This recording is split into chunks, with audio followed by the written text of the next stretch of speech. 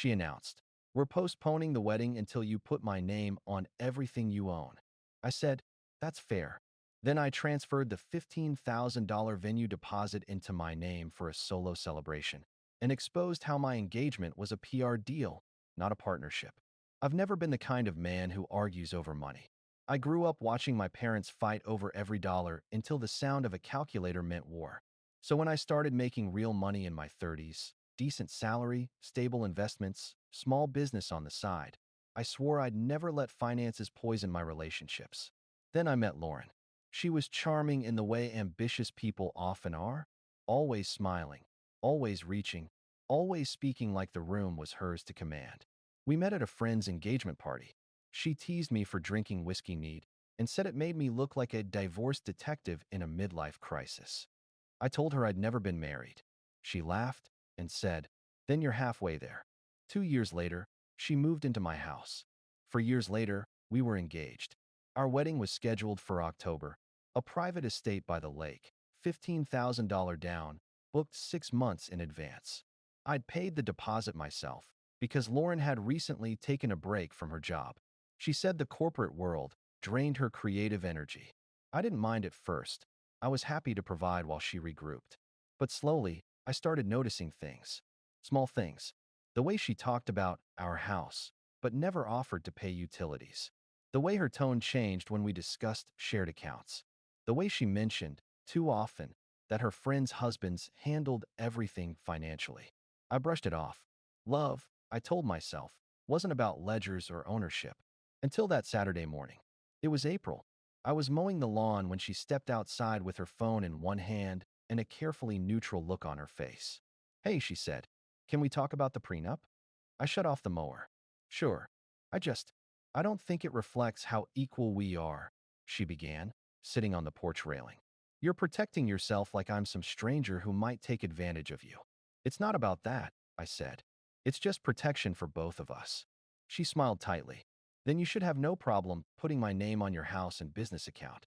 For transparency." I blinked. "You want me to add you to everything I own?" "Not everything," she said quickly. "Just the important stuff. It's not like I'd ever do anything with it." I could hear the edge under her words. "The test." I said nothing, and that silence, that tiny pause, lit something sharp behind her eyes. "You don't trust me," she said flatly. "I do," I answered. "But trust doesn't mean I give up my security." She crossed her arms. "Then maybe we should postpone the wedding until you're ready to build a real partnership." I wiped my hands on my jeans and nodded. "That's a reasonable boundary." Her expression softened instantly, like she thought I'd finally seen reason. She kissed my cheek and went inside. 10 minutes later, I sat in my office, opened my email, and sent one message. To Claire Williams, event manager. Subject, contract update. Hayes/Lakeview Estate. "Hi Claire, I'd like to modify our booking. Please transfer the $15,000 deposit into my name only. We'll be repurposing the event for a private celebration. Thanks, Daniel Hayes." She replied within an hour. "Done. Confirmation attached. Congratulations on your upcoming event." I stared at the screen and exhaled slowly. For the first time in months, I felt calm. Lauren had drawn a line. And so had I. 3 days after our boundary talk, I came home from work to find a thick, white envelope on my porch. Return address: Whitman and Dale, attorneys at law. Inside, a formal notice of financial misconduct and engagement breach. Lauren's mother was on the letterhead. I had to laugh. Her mother, Margaret, was a retired attorney who still carried herself like she ran a courtroom. She'd never liked me, not because I wasn't good enough for her daughter, but because I didn't need her daughter. In her mind, financial independence was an insult to the kind of control she'd built her whole life around. I sat on my porch, reading every smug line of that letter. "Dear Mr. Hayes, it has come to our attention that you have unilaterally altered the terms of the Lakeview Estate wedding agreement, thereby causing financial and emotional distress to my client, Ms. Lauren Whitman. This act constitutes a potential breach of contract and emotional harm. We request the immediate reinstatement of Ms. Whitman's name on all shared event documents and the return of her rightful financial interests. Failure to comply within 72 hours will result in legal action. Sincerely, Margaret Whitman, ESQ." I folded the paper neatly and chuckled. Lauren hadn't wasted time. What really got me, though, was how calculated it all felt. The tone wasn't emotional. It was procedural, rehearsed. Like this wasn't the first time Margaret had done something like this for her daughter. That night, Lauren came home like nothing had happened. "Hey, babe," she called out, kicking off her shoes. "Didn't you say you were picking up dinner?" "Yeah," I said, without looking up from the letter. But then I got something more filling in the mail. She froze mid-step. "What do you mean?" I held up the envelope. "Your mother sends her regards." Her face went pale. "You weren't supposed to." "Oh, I was absolutely supposed to." I cut in. "It's addressed to me." She exhaled sharply, her tone shifting from nervous to defensive in seconds. "Look, she's just looking out for me. You changed the venue contract without asking me. Because you postponed the wedding," I reminded her. "You said it yourself." She blinked. "That was supposed to get your attention, not." "Oh, it got my attention," I said quietly. "Just not in the way you hoped." The next morning, I went to see Claire, the event manager at Lakeview. She greeted me with that polite, slightly uncomfortable smile people wear when they sense drama. "Mr. Hayes, I saw the lawyer's notice attached to the account. Is everything okay?" "Perfectly fine," I said. "I just want to clarify that the deposit came from my personal account, correct?" She nodded. "Yes, of course. And the event date and ownership are under my name only?" "Confirmed," she said. "It's yours entirely." "Good," I said, smiling. "Because I'm keeping it. Same date, same venue. Just different guest list." Claire blinked. "Different guest list?" I grinned. "Think less wedding, more freedom festival." She laughed before catching herself. "You're serious?" "Completely." By that weekend, I'd already transformed the event into something new, a solo celebration, a start of my next chapter party. Friends, colleagues, family, everyone who'd supported me over the years. No vows, no drama, no guilt. Meanwhile, Lauren had gone on a campaign tour through social media. Posts about emotional betrayal, cryptic quotes about men who hide their true colors. The usual. Then came the call. "Daniel," she said, her voice trembling. "Why are you doing this? Why are you humiliating me?" "Humiliating you?" I repeated. "I'm just throwing a party." "With our money," she snapped. "Correction," I said. "My money. Your name was never on the contract. You postponed the wedding. I simply repurposed an empty date." There was a pause. Then, through gritted teeth, "You'll regret this." I smiled into the receiver. I doubt it. 2 hours later, I got another email, this time from Margaret herself. "Mr. Hayes, per my client's request, we will be pursuing reimbursement for emotional damages and breach of verbal trust. However, given your financial records, I'd advise you to consider settlement before this escalates. Sincerely, Margaret Whitman, ESQ." I typed back one line. "Dear Margaret, you might want to check with your daughter before filing anything. Because if we're talking about breach of trust, you'll want to hear what I learned from the Lakeview staff. Sincerely, Daniel Hayes." I didn't elaborate. Not yet. Because I'd just found out something that would flip this entire situation upside down, and I intended to reveal it in the most public way possible. Update 1.2 days after Margaret's formal notice, I got a call from Claire, the event manager at Lakeview. Her tone was cautious, like someone stepping around broken glass. "Mr. Hayes," she said, "I think you might want to know something." I turned down the music in my car. "Go on." "It's about the reservation under your name," she said carefully. "Ms. Whitman's mother called yesterday, trying to access the account. She claimed you had authorized her to make changes." I felt my grip tighten on the steering wheel. "What kind of changes?" "She wanted to transfer the event date back to the original time, under her name," Claire said. "And she offered to pay the remaining balance herself, if we'd just update the file." "So she was trying to hijack the venue." "Basically, yes." Claire sighed. "We didn't accept, of course. Everything's locked under your ID and payment record." But she was insistent. I exhaled slowly, more amused than angry. It was bold, even for Margaret. Then Claire added, almost hesitantly, "There's one more thing. When she sent her assistant to drop off her authorization documents, they accidentally left a copy of an invoice. It listed wedding coordination and image rights. I think she was planning to sell exclusive coverage of the event." I blinked. "Image rights?" "Yes, for a lifestyle magazine feature." Claire lowered her voice. "Apparently, she'd already signed a sponsorship deal.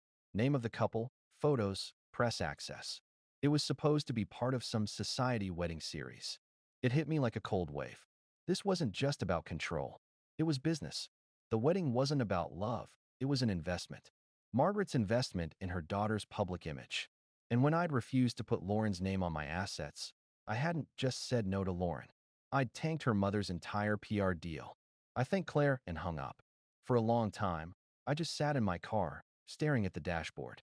Every romantic gesture, every push for bigger venues, more expensive photographers, all of it had been engineered for visibility. A performance. Lauren had once told me, half jokingly, "You're my stability, Danny. Mom says you make me look grounded."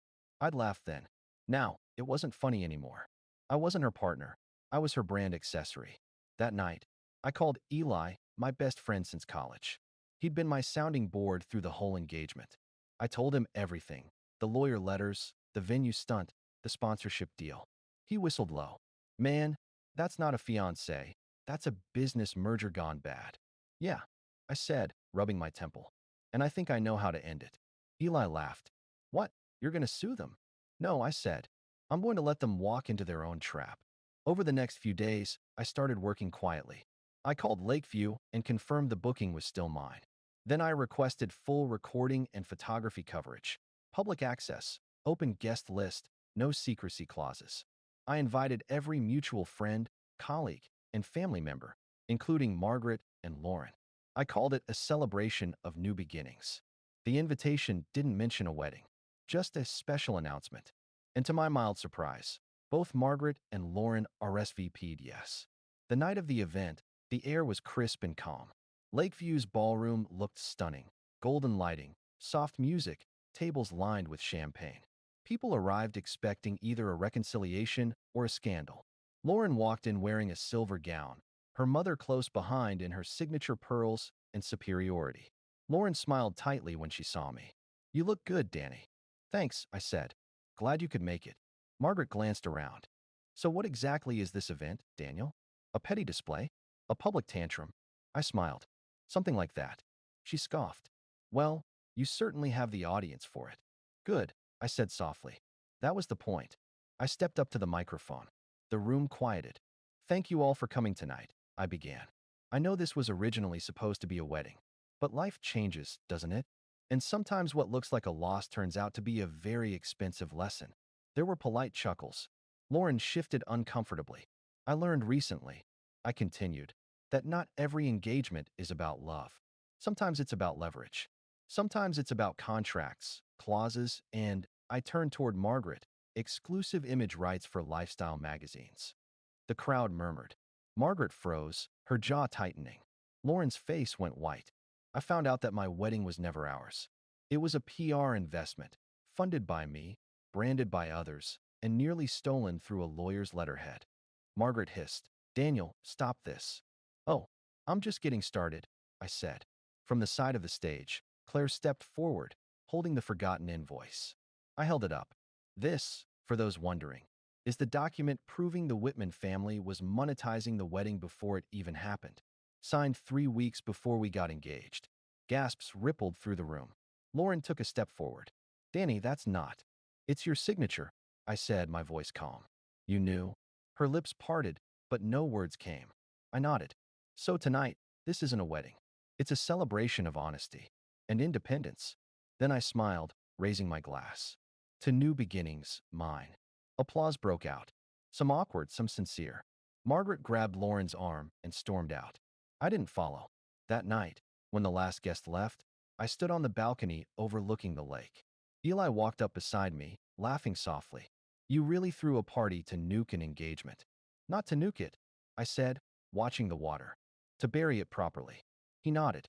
"And the $15,000 deposit?" I smiled. "Worth every cent." Final update. The morning after the celebration, my phone blew up before I even had coffee. Texts, missed calls, emails. Half the guests had already posted photos online, captions like, "That wasn't a wedding. That was a reckoning." Apparently, a few journalists had even picked it up. The Whitman's pristine image cracked overnight. By noon, I had a call from Margaret's lawyer. "Mr. Hayes," he began, in that too even tone lawyers use when they're furious but restrained. Mrs. Whitman is considering defamation action. You publicly humiliated her. I leaned back in my chair. Everything I said was factual. You might want to check your client's contract before you threaten me with anything. He hesitated. I could hear papers rustling. You're referring to the sponsorship deal? Yes, the one with the society edit. I've already provided the event manager's written statement confirming its existence. If they want to drag this into court, I'll bring the receipts. There was a pause. Then the lawyer's side. I'll convey that. He hung up. 2 hours later, I got an email, this time from Lauren. Subject, please. The message was short. I know you think everything was about money, but I didn't want your assets. I wanted security. My mother pushed it. I didn't know how to stop her. I made mistakes. Please, can we talk privately before this gets worse? For the first time in weeks, I didn't feel anger, just an old, tired kind of sadness. I typed for a long time, deleted half of it, then finally wrote, Lauren, I believe you were scared. I also believe you let fear turn into manipulation. I don't hate you, but I can't trust you either. Some things don't heal. I wish you peace. Please don't contact me again.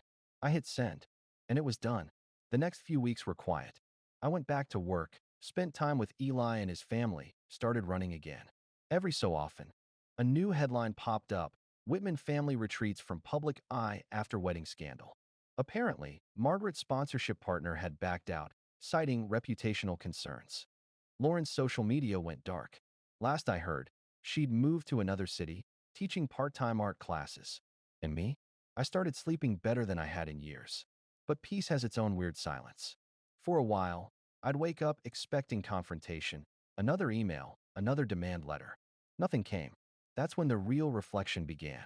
Because here's the thing. I can blame Margaret's greed or Lauren's weakness, and I'd be right. But deep down, I had to face the part of me that allowed it. I'd known the red flags early. The way she always said we when talking about my money, how decisions suddenly needed approval from her mother, how every romantic gesture was somehow content-worthy. And still, I'd ignored it. Because I wanted it to work. Because I was tired of starting over. I thought compromise was maturity. Turns out, it was slow self-erasure. 6 months later, I used the remainder of the Lakeview credit to host another event. Not a party, a small workshop. I invited a few friends, colleagues, and clients. The theme was financial boundaries in relationships and business. It felt poetic, using the same ballroom where my engagement died to teach others how to protect themselves. When I walked out that night, the air smelled like rain and cold lake water. I stood there for a moment, looking up at the string lights above the terrace. And I realized, the peace I'd found wasn't revenge. It wasn't the public win or the applause that night. It was the quiet certainty that I'd finally stopped trying to earn love by sacrificing myself. A year later, Claire from Lakeview sent me a message. Just wanted you to know, your story made us change a few policies. Deposits can't be transferred without full consent anymore. We call it the Hayes Clause. I laughed out loud. Fitting. Because if there's one thing I learned from all of it, it's this. Love without respect is just branding. And sometimes, walking away isn't losing. It's rebranding yourself back into a person again.